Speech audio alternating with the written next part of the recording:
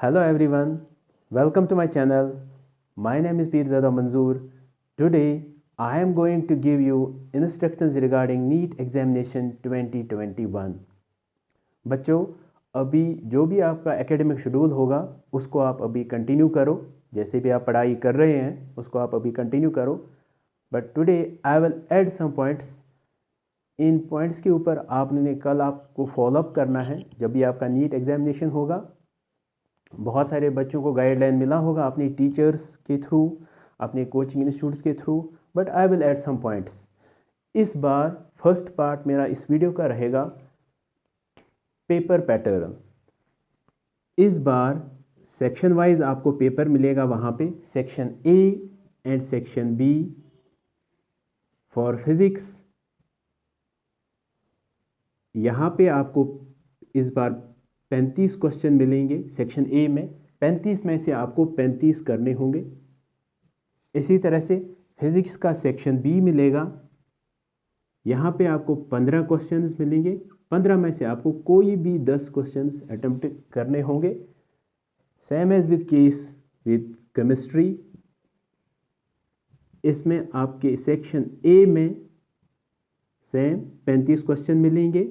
35 में आपको 35 करने हैं। सेक्शन बी केमिस्ट्री का, इसमें आपको 15 क्वेश्चंस मिलेंगे बच्चे, और आपको कोई भी 10 अटेम्प्ट करने हैं। इसी तरह से यहाँ पे इस बार थोड़ा सा चेंज हुआ है। ज़ूलॉजी, इसका अलग से सेक्शन बना है इस बार। सेक्शन ए, यहाँ पे आपको 35 क्वेश्चन मिलेंगे। 35 में से आपको 35 करने हैं। इसका सेक्शन बी 15 क्वेश्चंस, 15 में से आपको 10 करने हैं। इसी तरह से बॉटनी, इसका सेक्शन इस बार अलग से। सेक्शन ए, इसमें 35 में से आपको 35 करने हैं। As for B section is concerned, यहाँ पे आपको 15 क्वेश्चंस होंगे। 15 में से आपको 10 करने हैं। ये थोड़ा सा पेपर पैटर्न आपको इस बार समझना है। बहुत सारे बच्चों ने समझा होगा। ओके स्टूडेंट्स, अब हम बात करेंगे ओएमआर शीट का।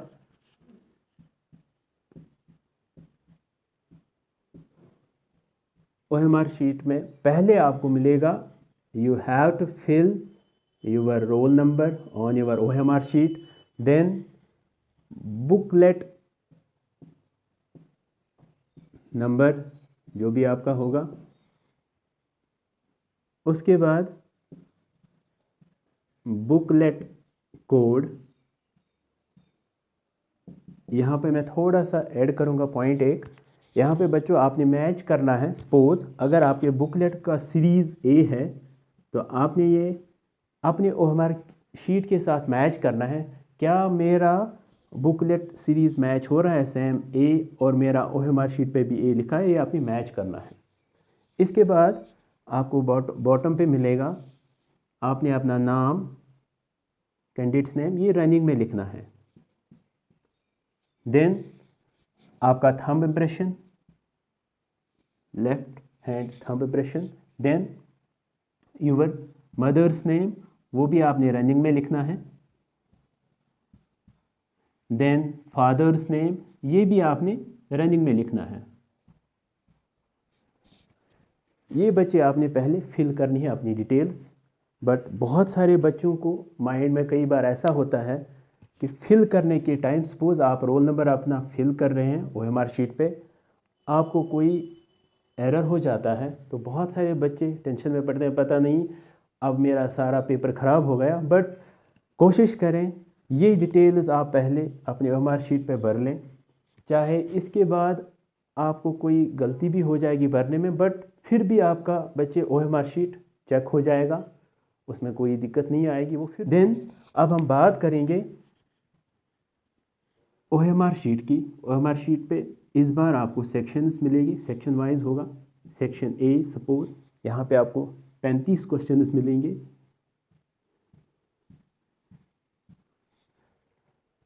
बच्चे बहुत सारे यहाँ पे मैंने थोड़ा ऐड पॉइंट्स करने हैं। जब भी आप अपना ओएमआर शीट फिल करेंगे तो कोशिश करें, सपोज अगर सेक्शन ए में आपको 35 क्वेश्चंस हैं तो 35 में से आपने 25 के तो कोशिश करें, अगर इन 25 पे आप श्योर हैं तो साथ साथ में अगर आपने ये मार्क किए तो साथ साथ में इनको OMR शीट पे भी फिल करें। बहुत सारे बच्चे क्या करते हैं, आपने सेक्शन ए कंप्लीट किया, उसके बाद आप सेक्शन बी पे भी चले गए, फिर आप नेक्स्ट सेक्शन पे चले गए, आप लास्ट एंड में सोच रहे हैं चल भाई हम लास्ट में करेंगे, बट आपको उस टाइम प्रॉपरली टाइम नहीं मिलेगा।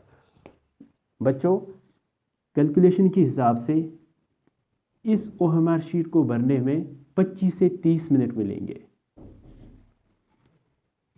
तो आपने इस चीज़ का थोड़ा ध्यान रखना है कि इससे आपका टाइम भी मैनेज हो जाएगा। सपोज हम बात करेंगे 35 क्वेश्चंस की, आपने ये फिल किए, यही वाले बबल्स फिल किए, तो आपको थोड़ा माइंड को रिलैक्स भी हो जाएगा। जब भी आप बबल्स फिल करेंगे यहाँ पे तो आपको थोड़ा माइंड को रिलैक्स मिलेगा। इसके बाद आप नेक्स्ट सेशन पे जा सकते हैं। इसी तरह से जो आपका इस बार सेक्शन बी आया है, यहाँ पे बेटा थोड़ा आपने अपना दिमाग चलाना है, क्योंकि यहाँ पे इस बार ऑप्शंस हैं आपके 15 में से आपको 10 करने होंगे। तो ये 10 कौन से हैं, ये आपने इस चीज़ का ध्यान रखना। हो सकता है ये आपने 2 छोड़ के 1 किया होगा, 1 छोड़ के 1 किया होगा, तो उस हिसाब से वही क्वेश्चंस आपने OMR शीट पे फिल करने हैं। इस चीज़ का थोड़ा ध्यान रखें। ये सबसे ज़्यादा मिस्टेक रहता है बच्चों का, जिस वजह से बहुत सारे बच्चे मिस करते हैं क्वालिफाई करने में नीट एग्ज़ामिनेशन का। तो इस चीज़ का ध्यान रखें।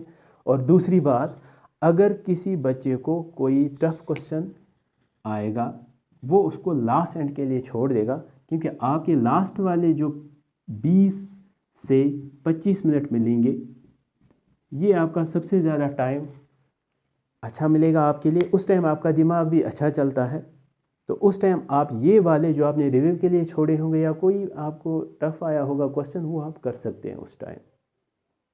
होप आपको ये समझ में आया होगा बेटा। दूसरी बात, इस OMR शीट के साइड पे आपने नहीं लिखना है, you have to avoid these things.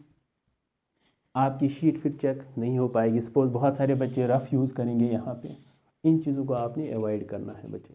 इसमें मैं एक ऐड पॉइंट करूँगा बेटा, बहुत सारे बच्चों ने अपने मॉक टेस्ट दिए होंगे इन OMR शीट्स पे।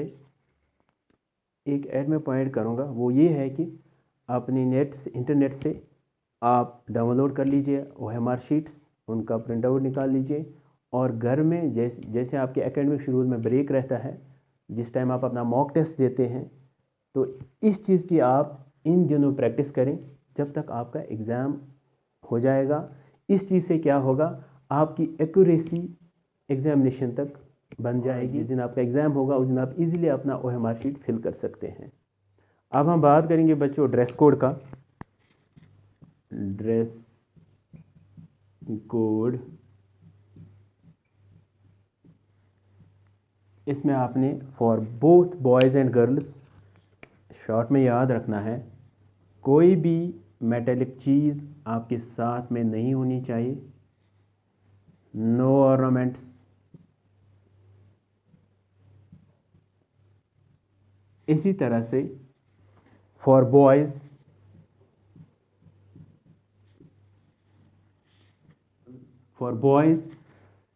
वो स्लीवलेस शर्ट डाल सकते हैं डार्क शेड कलर का। इसी तरह से ट्राउज़र या लोअर डाल सकते हैं, बट उसमें मल्टीपल पॉकेट्स नहीं होनी चाहिए, कोई एम्ब्रॉयडरी नहीं होनी चाहिए, इसी तरह से कोई डिज़ाइन नहीं होना, उस पर लिखा नहीं होना चाहिए। उन चीज़ों को अवॉइड करना है, दीज आर प्रोहिबिटेड।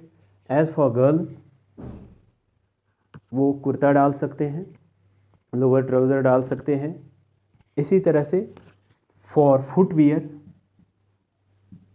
फुटवेयर में आप ओपन चप्पल आपने डालनी है।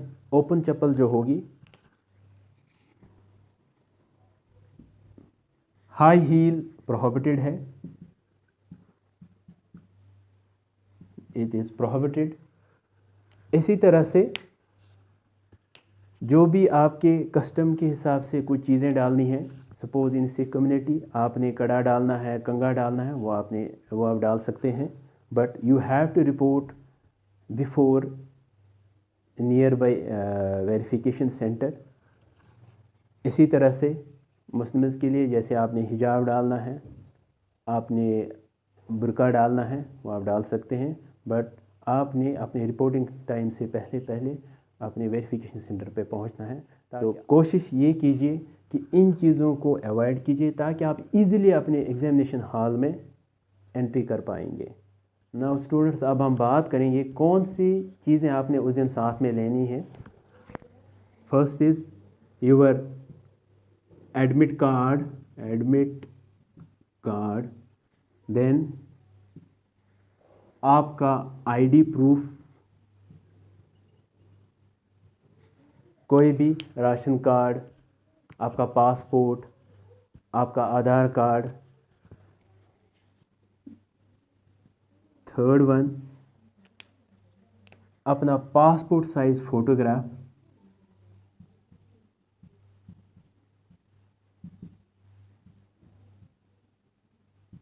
ये आपने मिनिमम 1 से 3 ले सकते हैं साथ में। फोर्थ वन, अगर आपकी कोई कैटेगरी है उसकी ओरिजिनल सर्टिफिकेट आपने साथ में लेनी है। फिफ्थ, आपका मास्क आपको वहाँ पे भी मिलेगा, आपने भी लेनी है। Don't you have to follow covid protocol as well. इसके बाद सैनिटाइज़र ट्रांसपेरेंट मिनिमम 50 ml। ये चीज़ें आपने बेटा अपने साथ कैरी करनी है उस दिन। आपने इन चीज़ों का ध्यान रखना है, जो मैंने पहले वाली भी चीज़ें बताई आपको, ताकि आप इजीली आपने अपने आप को फ्री करके रखना है ताकि आप इजीली अपने एग्जामिनेशन हॉल में एंट्री कर पाएंगे। नाउ स्टूडेंट्स, अब मैं कुछ पॉइंट्स आपके साथ शेयर करूंगा on my observation and experience, hope you will follow it. वो ये है कि कुछ चीज़ें आपने इन दिनों डिलीट करनी है। ये परमानेंट डिलीट आपने नहीं करनी है, टेम्परेरी बेस पे मैं बोल रहा हूँ। वो ये है कि आपने अभी किसी भी इवेंट में पार्टिसिपेट नहीं करना है, शादी में नहीं जाना है, खेलने के लिए बाहर नहीं जाना है। इसका रीज़न है कि अभी आपका जो टारगेट है, कंसंट्रेशन है, अपने स्टडी के लिए है, आपका कोई गोल बना इस टाइम। क्योंकि इन केस कोई बच्चा शादी में जाएगा, आपने 2-3 घंटे 4 घंटे स्टडी किया होगा, तो ऑब्वियसली वो सारा वेस्ट हो जाएगा। इसमें ऐसा भी क्लास है कि इन केस अगर बच्चे एकेडमिक शेड्यूल में, अपने एकेडमिक कैलेंडर में अपना ब्रेक भी लेते हैं, वो ब्रेक भी आपने ऐसी लेनी है, चाहे 1 घंटे का आप लेंगे, आधे घंटे का लेंगे। उसमें ये है कि आप उस ब्रेक में भी अपना जो आपने मॉर्निंग में इवनिंग में टॉपिक पढ़ा होगा, मेमोराइज़ किया होगा, उस चीज़ का आपने रिवाइज़ करना है उस ब्रेक में भी। तो इन चीज़ों को अवॉइड कीजिए। दूसरी बात, सबसे बड़ा जो रहता है, जिस दिन आपका एग्ज़ाम रहेगा उस दिन बहुत सारे आपके फ्रेंड्स मिलेंगे अपने। आपने कोशिश करनी है before examination, you have to avoid discussions before examination. बहुत सारे बच्चे अपने बुक्स लेके जाते हैं साथ में, चल भाई हम वहाँ पढ़ाई करेंगे। इन चीज़ों को अवॉइड करना है। सपोज़ अगर आपको फ्रेंड मिलेगा भी वहाँ पे, उनके साथ हाय हेलो किया, तो अपनी सीट पे वापस चले गए जहाँ पे आप बैठे होंगे। बिफोर एग्ज़ामिनेशन की मैं बात कर रहा हूँ। इसके बाद जैसे आपका एग्ज़ाम ओवर हो जाएगा, आप अपने फ्रेंड के साथ मिल सकते हैं, प्रॉपरली डिस्कस। क्योंकि जब भी आप अपने फ्रेंड के साथ चीज़ें डिस्कस करेंगे, आप कंफ्यूज हो जाते हैं। बच्चा बोल रहा है वहाँ से मैंने ये किया, आप बोले बताएंगे मैंने वो चीज़ किया, तो बहुत सारे बच्चे कन्फ्यूजन में हो जाते हैं। इस चीज़ का ध्यान रखें कि आपने कोई भी avoid these discussions before examination. एक और बात मैं ऐड करूँगा इसमें, वो ये है कि अभी सबसे बड़ा जो चैलेंजिंग पीरियड आएगा आपको, वो है जैसे आपका नियर बाय एग्ज़ाम आएगा, तो बहुत सारे बच्चे नर्वस हो जाते हैं। आपने अपने आप को बैलेंस करना है। आप कॉन्फिडेंट रहो, पॉजिटिव रहो, क्योंकि आपने पढ़ाई की है, अब कुछ दिन बाकी रह गए हैं। हाँ, अगर किसी बच्चे का सपोज़ पूरा सिलेबस कंप्लीट नहीं हुआ किसी कारण, तो वो कोशिश करेंगे जो भी आपके प्रीवियस पेपर्स हैं बेटा, उनको हर दिन एक एक पेपर को आप रिवाइज़ करो, तो आपका प्रैक्टिस कीजिए तो आपका जो भी सिलेबस पेंडिंग होगा उसका रिवाइज हो जाएगा, और जो भी आपका अपना एकेडमिक शेड्यूल उसको कंटिन्यू करना है अभी। और डू योर प्रेयर्स, आपकी मेहनत है, हमारी दुआएं आपके साथ। Good luck for your NEET examination. So don't forget to subscribe my channel. Thank you. Good